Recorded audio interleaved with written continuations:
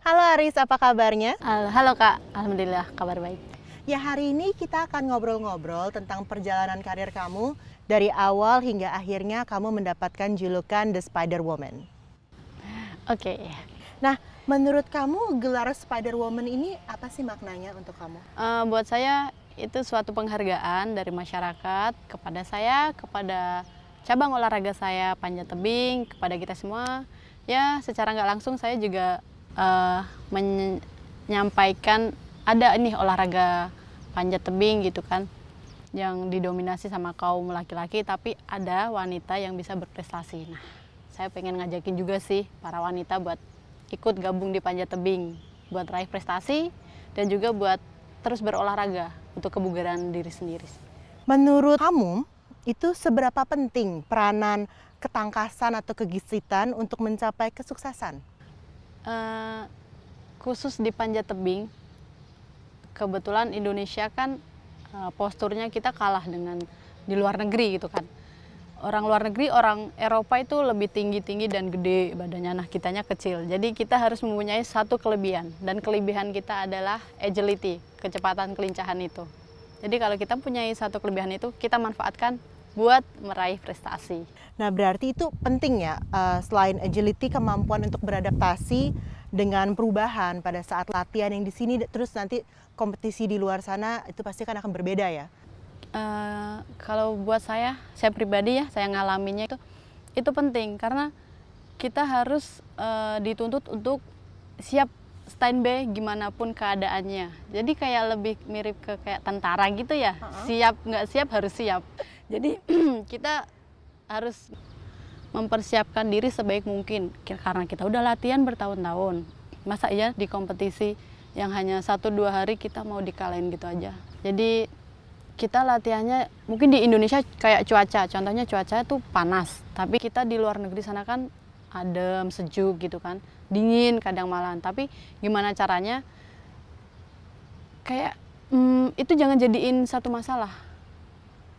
Jadi saya harus, kalau menurut saya tuh pokoknya gimana caranya saya harus bisa meskipun dimanapun tempat aku berada, dimanapun aku kompetisi, sedingin apapun, berarti aku harus punya cara lain buat menghangatkan diri. Untuk resilience atau kemampuan untuk bangkit dari kegagalan dan terus maju, menurut pendapat kamu seberapa pentingnya? Penting banget untuk seorang atlet seperti saya. Karena kalau kita nggak ngerasain yang namanya jatuh, kita nggak akan ngerasain yang namanya keberhasilan. Jatuh ataupun kegagalan dalam berprestasi itu adalah satu proses untuk kita menuju impian kita, yaitu keberhasilan ataupun mencapai prestasi yang tertinggi.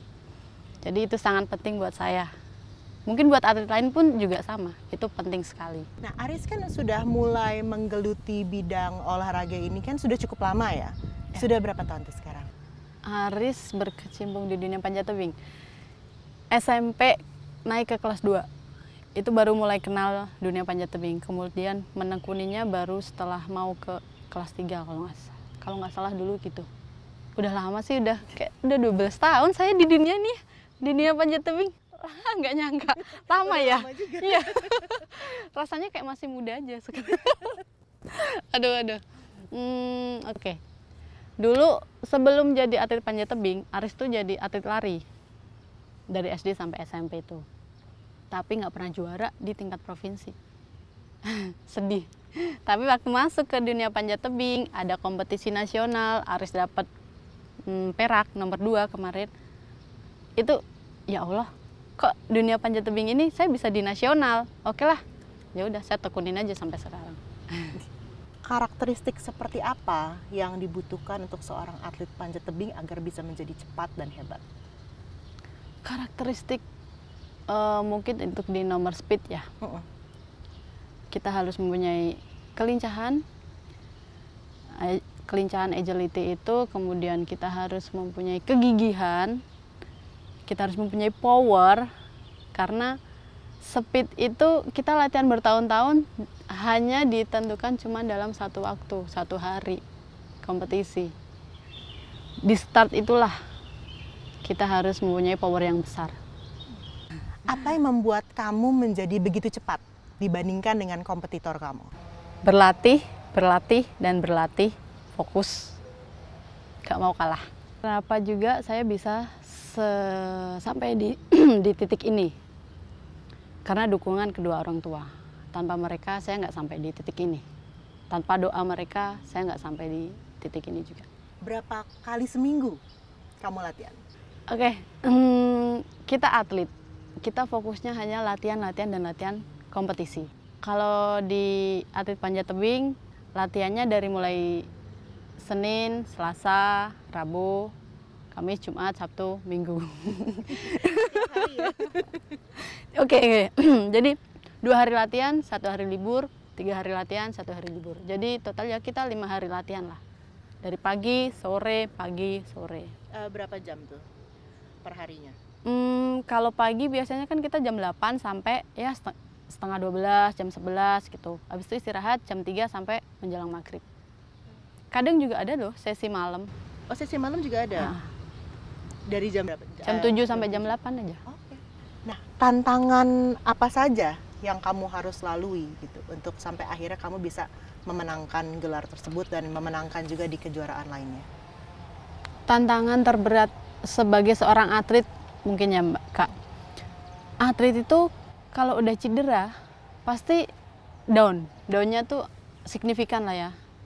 Jadi saya satu cerita kemarin pas banget, kebetulan banget waktu World Cup di Xiamen terakhir 2019 itu tangan saya cedera. 2 jari ini cedera, tapi saya dituntut gimana caranya saya harus menampilkan yang terbaik dan alhamdulillah kemarin 6,9. 6,9, pecah rekor dunia. Pecah rekor juga. Itu jadi kayak mindset saya, di pikiran saya, oke lah, apapun hasilnya serahin sama yang di atas, sama Allah. Yang penting saya berusaha menampilkan yang terbaik buat Indonesia. Dan momen favorit apa lagi yang pernah kamu alami selama di olahraga panjat tebing ini? Momen favorit aku yaitu yang pertama ada waktu pecah rekor, kemudian Asian Games. Kenapa pecah rekor? Karena saya nggak menyangka di mana posisi saya sedang sakit, sedang cedera, ternyata saya bisa menampilkan perform yang baik. Yang pasti juga dukungan dong dari para pelatih dan teman-teman sekeliling saya. Karena itu juga impian saya, impian pelatih sih, buat mecahin rekor. Kemudian yang kedua di Asian Games. Kenapa di Asian Games? Karena saat itu ayah dan ibu saya menonton saya langsung saat saya pertandingan. Karena seumur-umur saya belum pernah ditonton sama ayah sama ibu saya saat kompetisi. Itu. Dan perasaan kamu gimana pada saat pecah rekor, pada saat orang tua kamu nonton dan menang ya? Nah, itu perasaan kamu gimana? Hanya bisa bersyukur sama yang di atas. Bersyukur, terima kasih Tuhan baik sekali sama saya. Saya bisa sampai di titik ini. Ya, cuman bisa bersyukur, seneng gitu aja. Karena itu impian sih. Impian kita semua. Dunia olahraga ini yang didominasi oleh pria. Ya. Pasti juga banyak teman-teman perempuan kita yang ingin masuk ke dalam dunia ini. Kira-kira apakah kamu ada pesan untuk mereka atau karakteristik apa yang harus mereka miliki supaya mereka bisa menjadi atlet hebat seperti kamu? Oke. Terkhusus buat teman-teman wanita ya. Olahraga panjat tebing ini memang didominasi oleh kaum pria. Dan menurut saya perbedaan kita sama pria itu hanya di jenis kelamin aja Kak, ya kan? Tapi untuk di prestasinya kita sama, cowok, cewek pun sama. Kita bisa menorehkan prestasi untuk Indonesia terkhususnya ya. Dan untuk hasilnya pun kita serahinnya sama yang di atas. Yang penting kita usaha. Nah, sebelum kita tutup obrolan kita pada hari ini, satu pertanyaan terakhir. What's next for Aris Susanti? Next Aris. Untuk saat ini masih tetap fokus di kompetisi-kompetisi selanjutnya untuk bisa menampilkan yang terbaik. Setelah udah nggak jadi atlet, Aris pengennya jadi pelatih untuk melatih anak-anak kecil biar regenerasi panjat tebing di Indonesia itu semakin banyak dan bisa menorehkan prestasi-prestasi gemilang lainnya di kancah internasional. Amin. Amin. Oke, terima kasih sekali Aris atas waktunya dan semoga karirnya makin terus bersinar dan juga nanti akhirnya bisa menjadi pelatih untuk generasi Indonesia berikutnya. Amin, amin, amin, amin. Oke, terima kasih. Thank you, Kak. Thank you.